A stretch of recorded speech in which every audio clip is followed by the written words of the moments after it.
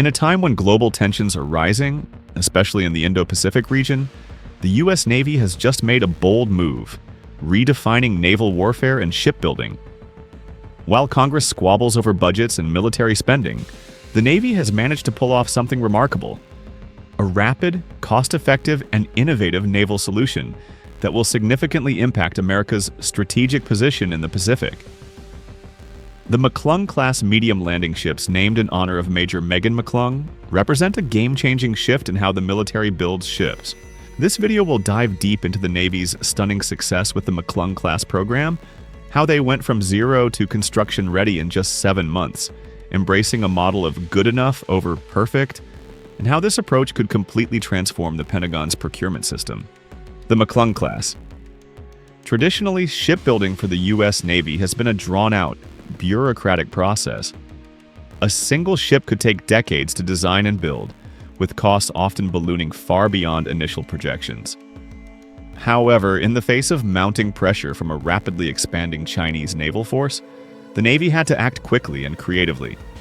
Instead of following the traditional path, the Navy's procurement team decided to break the mold with the McClung-class program. Named after Major Megan McClung, the first female Marine officer killed in Iraq, these ships are not just about military strategy. They symbolize speed, efficiency, and adaptability. The McClung-class ships are designed to be agile, cost-effective, and capable of adapting to a rapidly changing battlefield in the Indo-Pacific. The ships are constructed using foreign designs, Israeli and Dutch warship blueprints, proven in battle but with a twist. They can be adapted to meet American military standards. Building ships at the speed of war. One of the most groundbreaking aspects of the McClung-class program is its speed.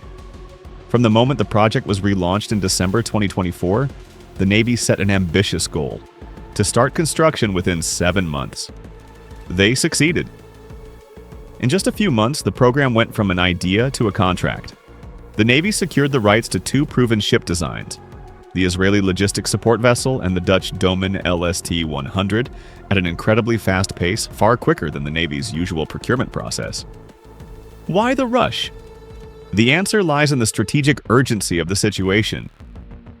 With tensions simmering over Taiwan and China's rapid expansion in the South China Sea, the Navy needed ships that could quickly project power and provide logistical support for Marines, without waiting decades for traditional shipbuilding programs to finish. The McClung-class ships are designed to carry Marines and their equipment to remote islands and beachheads, giving them the ability to operate independently and support the Marine Corps' distributed operations strategy in the Pacific. The Israeli and Dutch designs, proven battle-tested vessels. The McClung-class ships are built on 2 proven foreign designs: the Israeli ILSV and the Dutch Domen LST-100. These designs are not merely prototypes or theoretical concepts. They have been battle-tested in real-world conditions. The ILSV, at around 350 to 400 feet long, is a versatile, shallow-draft vessel capable of beaching itself on coral atolls, making it ideal for island-hopping operations. This ship can carry up to 50 Marines and 648 short tons of equipment, equivalent to 30 joint light tactical vehicles.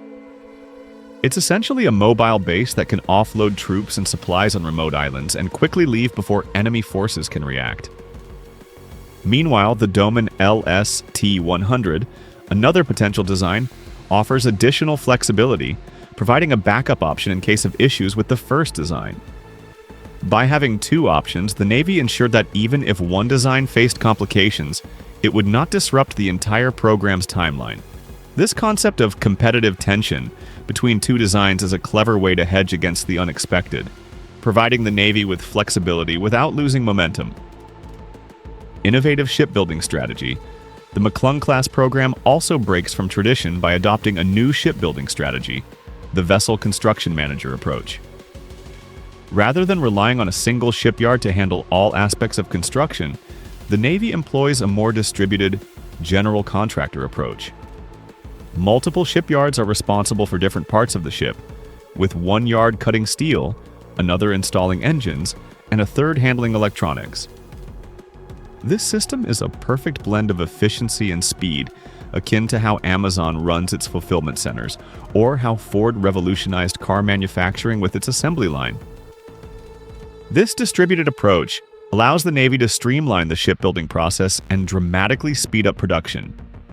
In theory, the Navy will be able to build 2 to 4 McClung-class ships per year, vastly outpacing traditional shipbuilding timelines. This approach has the potential to revolutionize how the U.S. Navy builds its ships and could become the model for future naval procurement. The McClung-class as an asymmetric answer to China's naval power. The U.S. Navy's new ships are more than just logistical vessels. They are part of a broader strategy to counter China's growing military presence in the Pacific. While traditional amphibious ships like the USS America are large and highly visible targets, the McClung-class ships are designed to be smaller, stealthier, and far more mobile.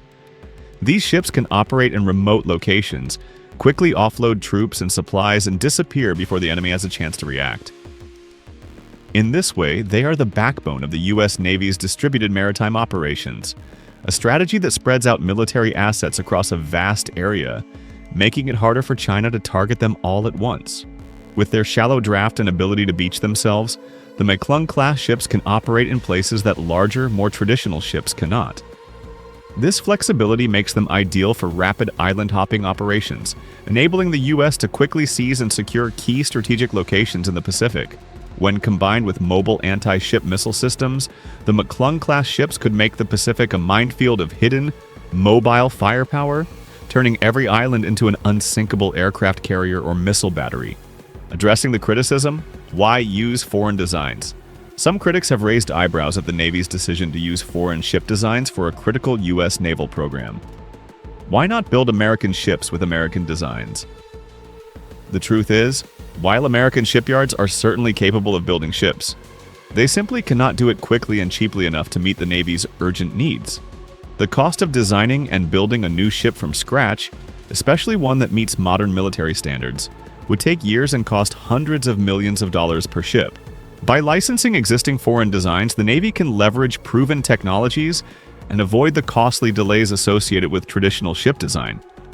It's a calculated risk, but one that allows the Navy to field new ships much faster than if they stuck to traditional methods. However, this decision has not been without its challenges.